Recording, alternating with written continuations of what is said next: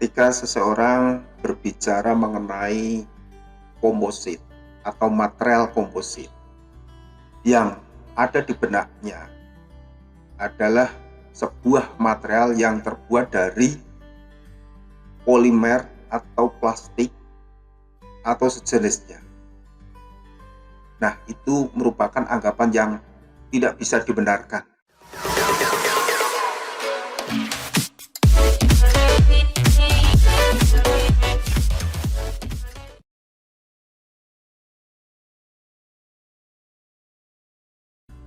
Bahan komposit merupakan salah satu jenis bahan rekayasa teknologi yang terdiri dari dua bahan atau lebih, yang memiliki sifat yang berbeda, satu sama lain berbeda, baik itu secara fisika maupun kimia, dan sifat itu saling mendukung. Sehingga makanya setiap bahan komposit itu memiliki sifat yang unik. Dulu sebelum berkembang teknologi komposit,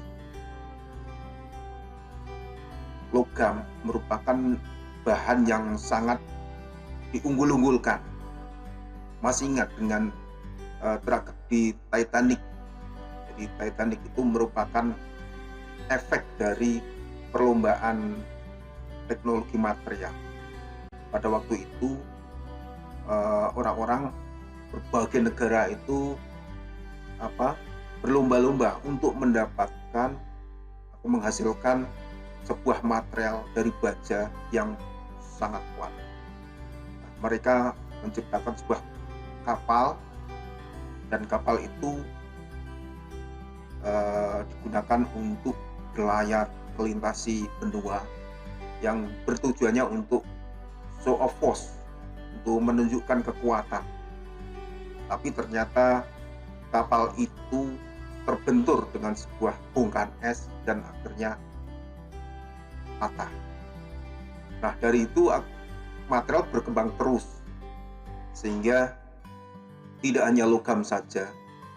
Jadi kalau logam itu kan termasuk bahan alam, terus dikembangkan sehingga muncul ada bahan-bahan keramik, bahan di sini ada komposit. Nah, jadi komposit itu merupakan bahan rekayasa. Jadi bahan rekayasa yang menggabungkan dari minimal dua, ya. Jadi minimal dua bahan atau lebih. Nah, dua bahan itu harus memiliki sifat yang berbeda. Yang pertama sebagai peranannya sebagai metrik, yang kedua sebagai penguat. Jadi metrik dan penguat. Nah, ini merupakan bahan komposit. Jadi metrik itu merupakan bahan yang dominan. Bahan yang dominan yang akan dikuatkan. Sedangkan penguat, ya, penguat atau reinforcement itu fungsinya untuk menguatkan metrik tersebut. Dengan adanya penguat atau reinforcement, maka matrik, ya, yang tadinya tidak begitu kuat akan menjadi lebih kuat. Nah, ini adalah konsep dari teknologi komposit. Nah, keunggulannya apa dari teknologi komposit ini atau material komposit? Nah, dibandingkan dengan logam atau keramik, komposit ini memiliki berat yang relatif ringan. Lalu high specific stiffness, ya, atau kekakuan yang tinggi. Lalu high specific strength atau kekerasan yang juga tinggi. Lalu excellent fatigue resistance, ketahanan fatigue, ketahanan lelah ini yang cukup baik. Lalu tahan terhadap korrosi atau standing corrosion resistant. Itu adalah keunggulan-keunggulan dari bahan keramik.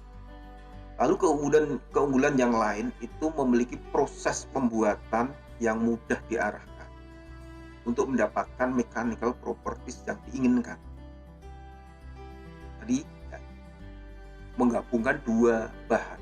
Nah, jadi pembelian bahan ini itu bisa disesuaikan dengan kondisi kita. Nah, kita mau menginginkan seperti apa? Sebuah bahan yang ulet, atau sebuah bahan yang keras, atau sebuah bahan yang lunak. Nah, itu bisa dikondisikan dengan mudah. Ya, karena dengan mencampurkan dua bahan tadi atau lebih. Lalu keunggulan lain itu low thermal expansion properties. Jadi thermal properties ekspansi termalnya yang rendah. Lalu high dimension stability. Lalu memiliki dimensi yang relatif stabil. Jadi tidak mudah berubah. Itu merupakan beberapa keunggulan daripada sebuah komposit. Nah, untuk komponen utama komposit itu apa? Nah, intinya ada dua tadi ya. Jadi komponen utama itu ada dua. Yang pertama adalah metrik. Nah, jadi metrik itu merupakan komponen utama dari sebuah komposit. Metrik ini harus bisa mengikat reinforcement, pengikatnya tadi, penguatnya tadi harus bisa mengikat. Di metrik seperti itu. Nah, karena dominan maka metrik ini harus lebih besar dari 50% dalam penggunaannya. Yang kedua tadi adalah penguat atau reinforcement penguat. Karena sifatnya penguat atau bisa juga sebagai bahan tambah, bahan ini tidak boleh ditambahkan lebih dari 20%. Ya, jadi maksimal 20%.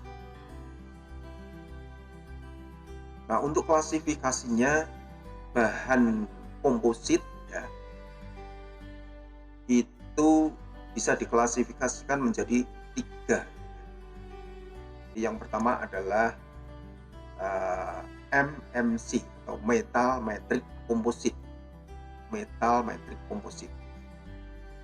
Jadi komposit ini memiliki metrik dari metal atau baja. Jadi metriknya adalah baja. Jadi metriknya adalah baja. Untuk bahan penguatnya itu bisa dari keramik atau baja sendiri, itu juga bisa. Dari polimer juga bisa. Misalkan logam, misalkan baja ditambahkan dengan partikel dari tembaga atau partikel dari seng, itu termasuk dalam komposit.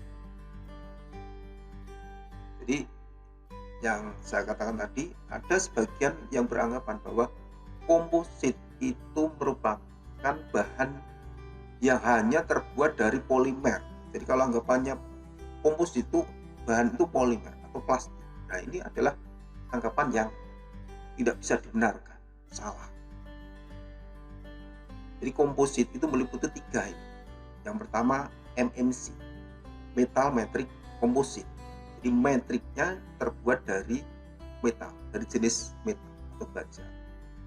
Semua baja, bisa aluminium, bisa tembaga, dan seterusnya.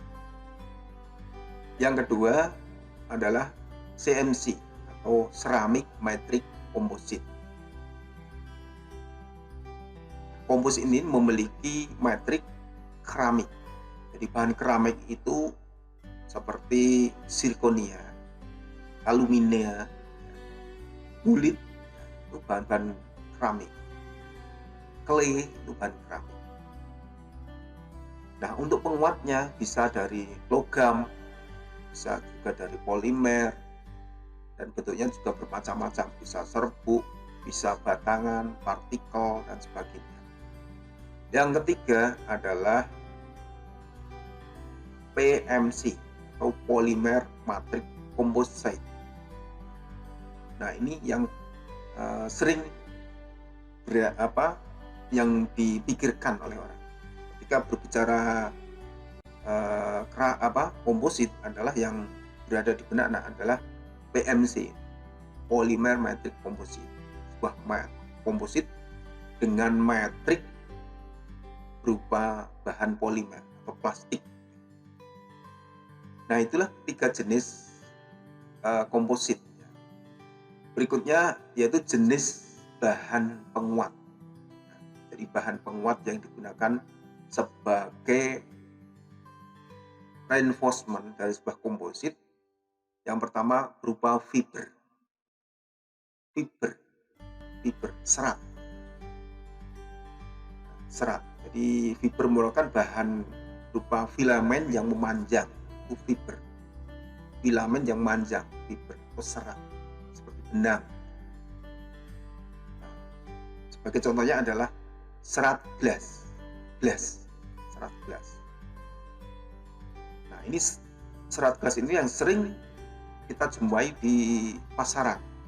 Serat gelas ini sudah sering kali beredar seperti fiberglass. Nah, itu sebenarnya fiber ya dengan penguat gelas tadi. Nah, komposit yang berpenguat gelas ini sering dikenal dengan istilah GRFP atau Glass Fiber Reinforced Plastic. Nah, 2 jenis gelas yang sering kita jumpai atau sudah populer yaitu E-glass atau serat gelas dan S-glass atau serat gelas S. Nah, serat E-glass ini berharga lebih murah, namun memiliki kekuatan yang lebih tinggi daripada S-glass. Sedangkan untuk modulusnya E-glass lebih rendah. Jenis bahan penguat yang ketiga adalah flux. Flux ini berupa lembaran tipis. Biasanya bahan ini digunakan pada polimer atau plastik berupa lembaran. Ada tips bagaimana untuk membuat komposit atau bahan komposit yang baik, yaitu harus menentukan, yang pertama itu harus menentukan mechanical properties, harus tahu dulu mechanical properties dari metrik dan penguat. Jangan sampai antara metrik dan penguat itu memiliki kekuatan yang lebih tinggi di metriknya, penguatnya lebih rendah, jangan sampai. Jadi kalau nanti digabungkan, nanti yang dihasilkan bukan sebuah material yang memiliki kekuatan yang lebih, tapi justru memiliki kekuatan yang lebih rendah dari material dasar. Sehingga perlu diingat, jadi sebelum memulai membuat bahan komposit, tentukan dulu atau cari dulu mechanical properties dari metrik dan penguat yang mau digunakan. Mungkin itu yang bisa saya sampaikan. Jika ada pertanyaan atau pembahasan yang belum jelas, silahkan Anda tuliskan di kolom komentar di bawah. Nanti sebisa saya akan saya jawab. Terima kasih atas perhatiannya. Semoga sukses.